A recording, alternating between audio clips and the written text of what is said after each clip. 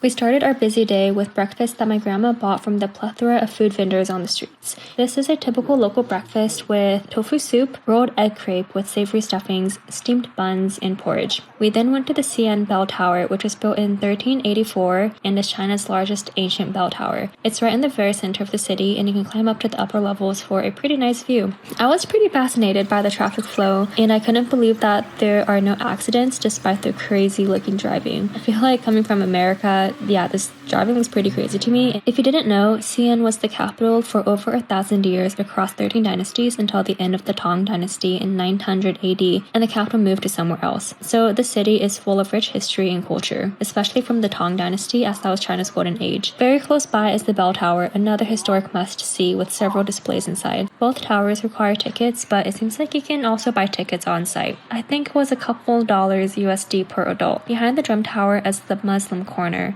In Chinese, it's called Huimingjie, literally Muslim street. But it's more than just the street, it's the whole area. It's very popular for street food and night markets, and it's very, very touristy and very crowded. And keep in mind, this is May, so this is before peak summer season. You can find iconic Xi'an foods here, like cold noodles, liang pi, meat sandwiches, zhoujiamo, and bread and lamb soup, yangzhou pao mo.